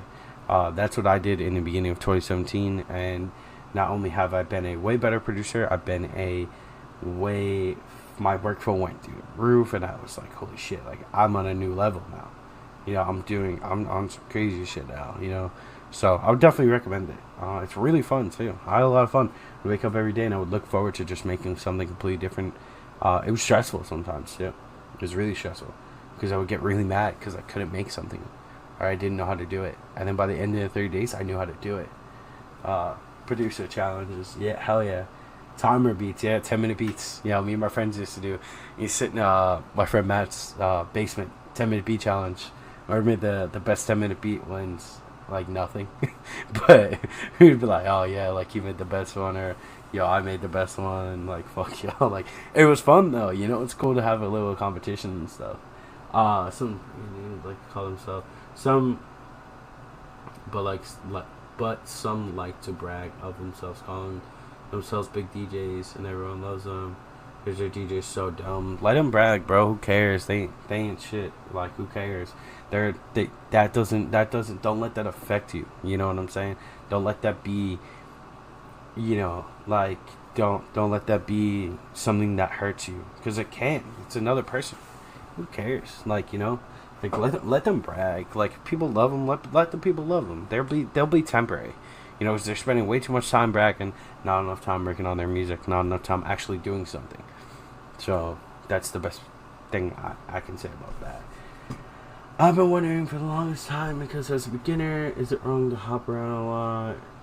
Nah, hell no. I mean, like, make whatever you want. Have fun. Like what I said, have fun. Having fun's important.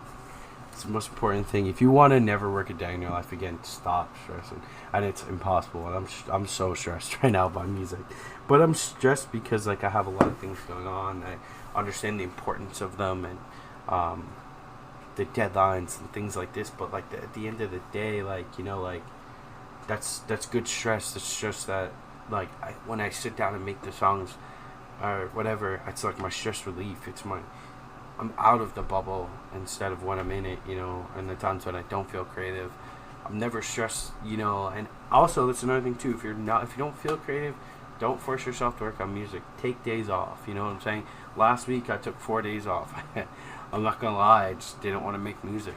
I kind of just wanted to go and do stuff, Went to the mall one day, got a haircut one day, hung out with my friends the next day.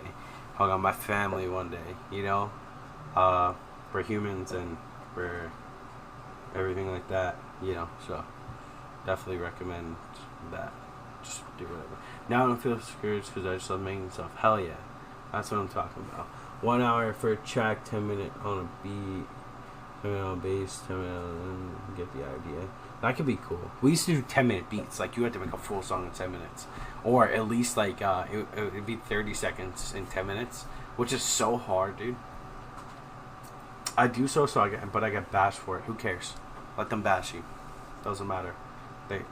They're literally whatever they say is so irrelevant, man. That's the thing that a lot of people don't understand. It's like literally anyone ever says, like, I used to be so self-conscious and so insecure, and now I'm just like, fuck it. Whatever, like they want to talk, let them talk. That's the only thing I have to say, Me and my friends always say, if people want to be clowns, let them be clowns. Like if the size 13 clown shoe fits them, they should go to fucking clown school. Like that's that's how we act. Like it's whatever. Don't let it hurt you. Because then you let it hurt you, and that's where failure comes from.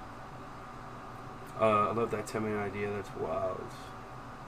Hell yeah. 10 minute beats. Gotta have 30 seconds. Gotta smack.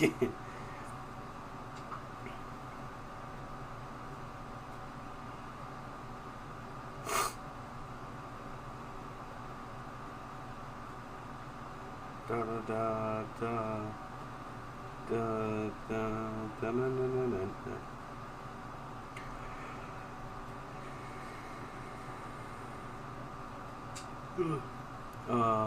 I'm not looking, but I should be. Oh, full track in 10 minutes? No. I mean, like, full track 10 minutes. Yikes, that's a lot, bro. No, usually what we would try and do is kind of like we would also do like a sample challenge too. So we would load up. We would literally just say, okay, you gotta load up the Ableton. Like, I'll show you what we would do. It's actually so sick. Shout out to Splice, man. Alright, let's go for it. I'm not actually gonna do it. But what we would do is find something like this. That's actually a bad sample. I have to have some, like, something.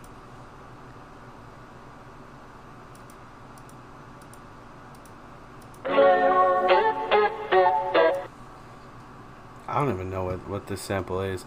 But we would basically say, like, okay, you man, you can call it. Yeah, man, you can call it. But yeah, basically load up a sample like this and just be like, okay, cool. Whoever makes the best beat, like,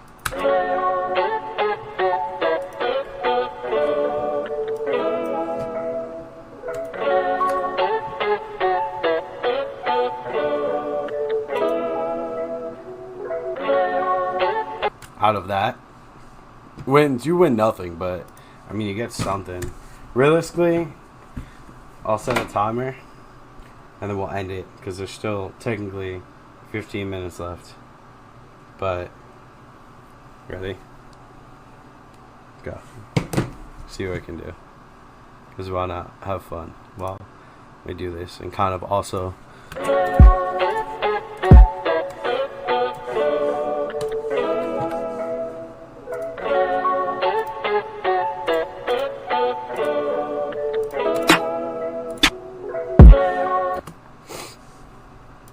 We would do whatever. I mean, like here, I'm just gonna do a hip hop beat.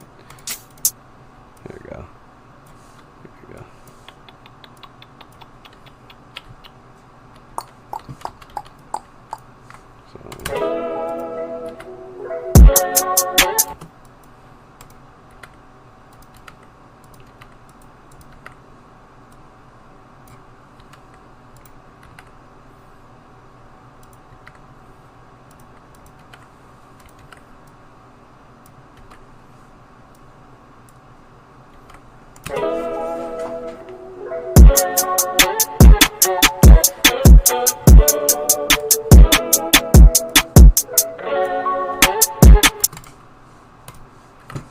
Dun dun dun dun dun dun dun da da da.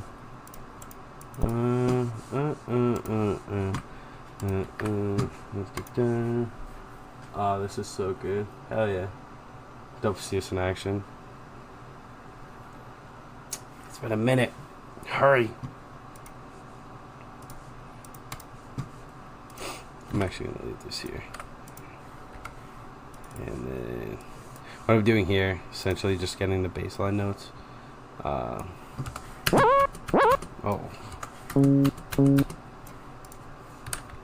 Go for this guitar bass right here. Dun dun dun dun dun dun da da da.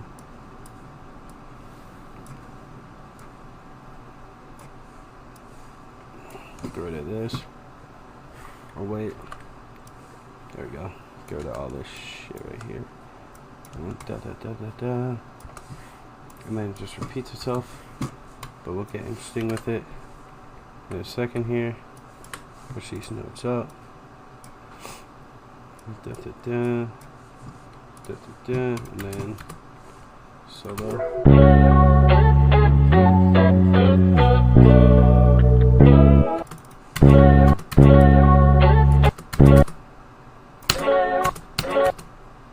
Oh, that's not registering.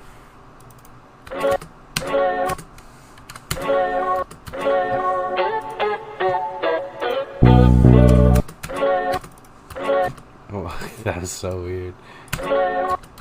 Dude, what's happening?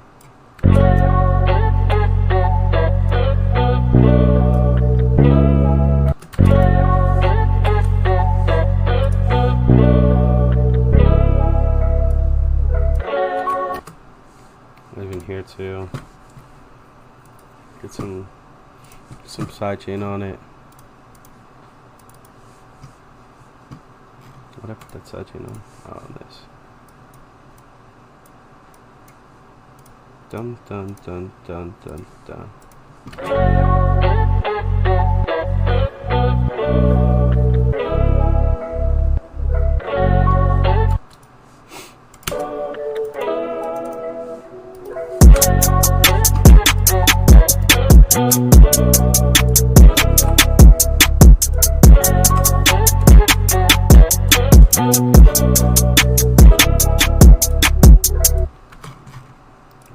Dun dun dun dun dun dun dun dun dun dun dun.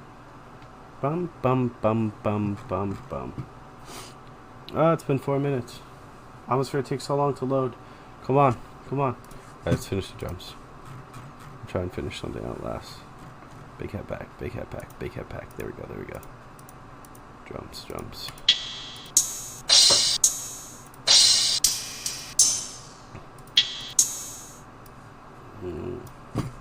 This here. The perk. That's not the right perk. That is the right perk. No, it's not. That's the right perk. Okay. I also just lost a sample in the process of doing that, but it's cool.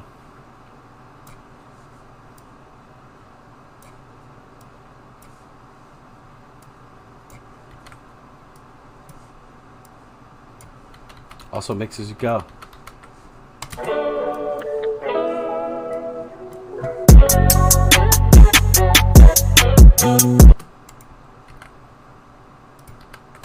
Some little percussions in there. Them all nice and nice. Oh, wrong one, wrong one. There we go.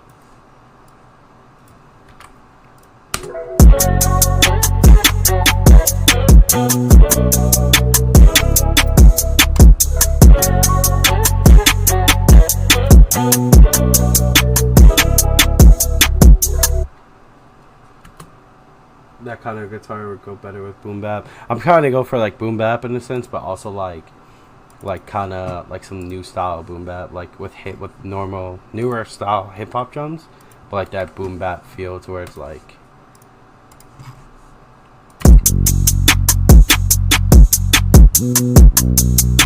Yeah, right. Actually, it'd be perfect.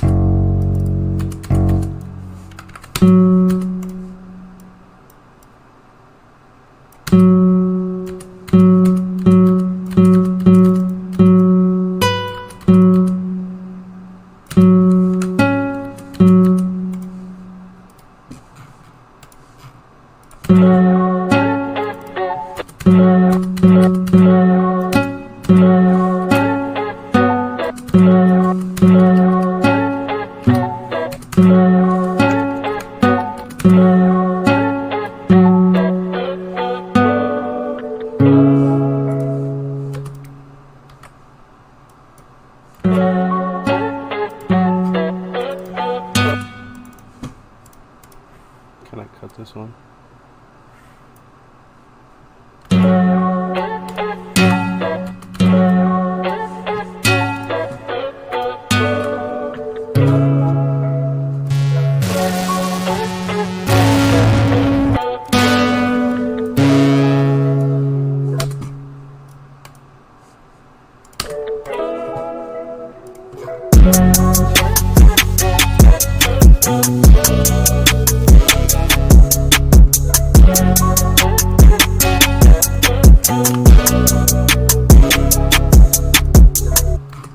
Kind of what I'm trying to do here is just low layer. 7 minutes, okay.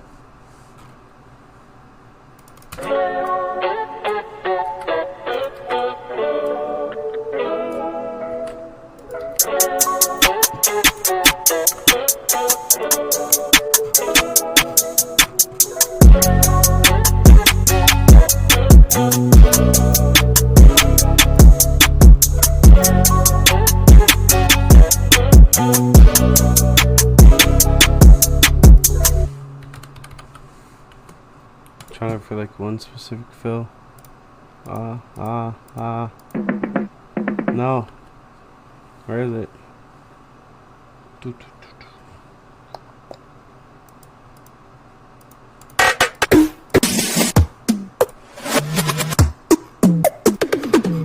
No, I'm not gonna get it.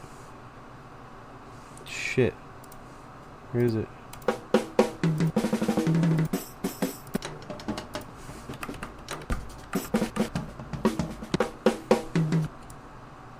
Here we go.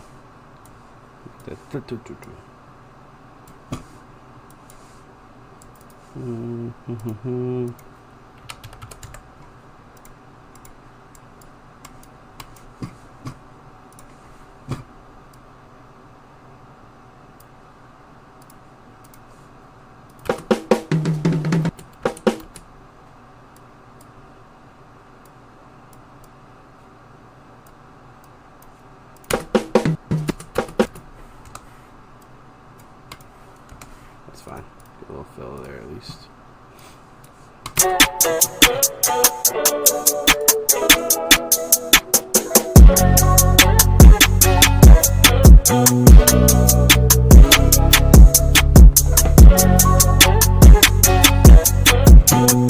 Oh yeah, that's 10 minutes. But yeah, you get my point. Honestly, challenge yourself to do this every single day. Find a random sample, no matter what it is. Have fun with it. That's really all the time I got. But yeah, that was like 8 minutes actually.